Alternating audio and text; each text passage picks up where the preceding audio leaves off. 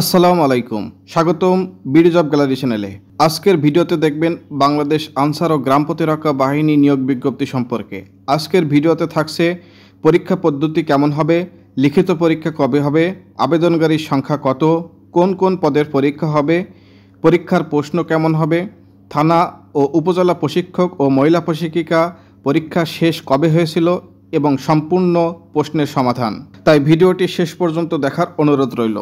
তাহলে চলেন শুরু করা যাক আজকের ভিডিও। পরীক্ষা পদ্ধতি কেমন হবে? পরীক্ষা পদ্ধতি 3টি ধাপে পরীক্ষা হবে: এমসিকিউ, লিখিত এবং ব্যবহারিক ও ভাইভা। এমসিকিউ পরীক্ষা কবে হবে? বাংলাদেশ আনসার ও গ্রাম প্রতিরক্ষা বাহিনীর 3য় শ্রেণীর 7টা ক্যাটাগরির প্রাথমিক বাছাই পরীক্ষা হবে আগামী 31শে মে 2025 ঢাকার 7টি কেন্দ্রে অনুষ্ঠিত হবে। পরীক্ষা হবে বিকাল 3টা থেকে 4টা পর্যন্ত, 1 ঘন্টা। আবেদনকারীর সংখ্যা কত? 97টি শূন্য পদে 7টা ক্যাটাগরির মোট আবেদনকারীর প্রার্থীর সংখ্যা হচ্ছে 35,185 জন। এই পর্যায়ে এমসিকিউ পদ্ধতিতে 1 ঘন্টার বাছাই পরীক্ষা অনুষ্ঠিত হবে। প্রাথমিক বাছাই পরীক্ষায় উত্তীর্ণ প্রার্থীরা লিখিত পরীক্ষা এবং লিখিত পরীক্ষায় উত্তীর্ণ প্রার্থীরা পরবর্তীতে ব্যবহারিক ও মৌখিক পরীক্ষায় অংশ নেবে। কোন কোন পদে পরীক্ষা হবে? এ পর্যায়ে 31টি ক্যাটাগরির 7টি ক্যাটাগরিতে পরীক্ষা হবে।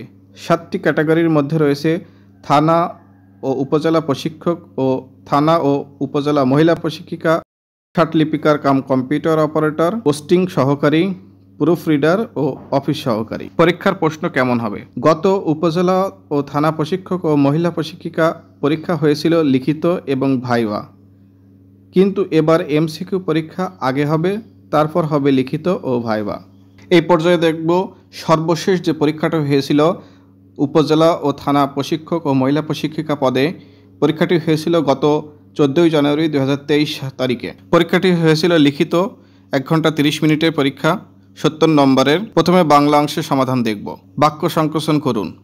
অক্ষির সম্মুখে প্রত্যক্ষ, উপকারীর উপকার স্বীকার যে করে কৃতজ্ঞ, একই সময়ে বর্তমান সমসাময়িক, যা উচ্চারণ করা যায় না অনুচ্চার্য, যে বিবেচনা করে কাজ করে না অবিবেচক।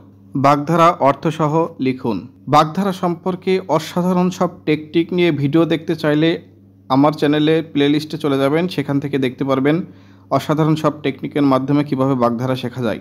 বাগধারার অর্থসহ বাক্য লিখুন। 18 মাসে বছর অর্থাৎ ঢিলেমি বা আলসেমি।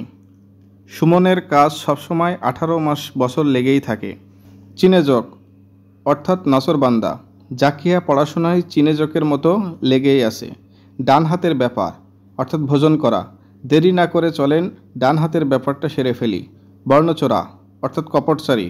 সুমনের মতো বর্ণচোরা লোক সমাজে অভাব নেই। সপ্তমে চড়া অর্থাৎ প্রচণ্ড উত্তেজনা।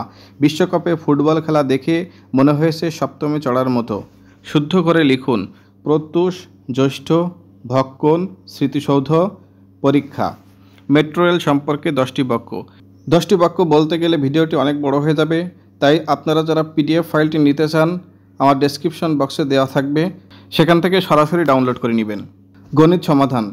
40 মিটার দীর্ঘ ও 30 মিটার প্রশস্ত বিশিষ্ট একটি মাঠের মাঝে আড়াআড়িভাবে 1.5 মিটার প্রশস্ত দুটি রাস্তা আছে।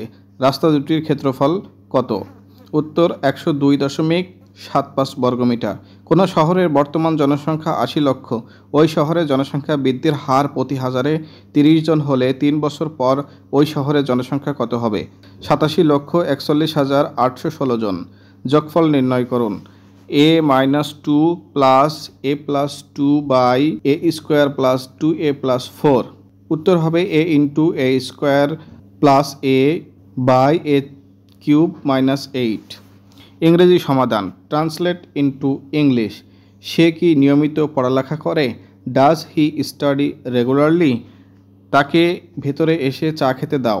Late him come in and have tea. সে যেন সুখে স্বাচ্ছন্দ্যে থাকে। May he be happy and at ease. সে সাঁতার জানে না। হি অথবা she does not know how to swim. সে কি স্কুলে যাচ্ছে না? Is not he going to school? Fill in the blanks. Water into dash vapor. Water into changed vapor. His father died dash to month. His father died before 2 months. It has been raining dash morning. It has been raining since morning. Dash this pen I have 2 other pens. Beside this pen I have 2 other pens.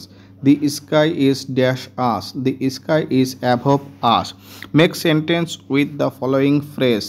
Apple of discard বিবাদের কারণ, crocodile tears মায়াকান্না, in lieu of পরিবর্তে, nip in the bud অঙ্কুরে বিনষ্ট হওয়া, blue blood অভিজাত্য। এখানে বলেছে make a sentence, অর্থাৎ ফ্রেজটির অর্থ করতে হবে এবং সেই সাথে মেক সেন্টেন্স করতে হবে। Write the 5 sentence about the father of nation of Bangladesh, অর্থাৎ father of nation of Bangladesh সম্পর্কে 5টা সেন্টেন্স লিখতে হবে। সাধারণ জ্ঞান সমাধান, সংক্ষেপে উত্তর দিন। বঙ্গবন্ধুর লিখিত 2টি বইয়ের নাম কি? অসমাপ্ত আত্মজীবনী এবং কারাগারের রোজনাম চা। মুজিবনগর সরকার কবে গঠিত হয়েছিল? 10 এপ্রিল 1971 সালে। এবার যেহেতু সরকার পরিবর্তন হয়েছে, তাই বর্তমান ডক্টর মোহাম্মদ ইউনূস সম্পর্কে আপনারা বিস্তারিত দেখে যাবেন।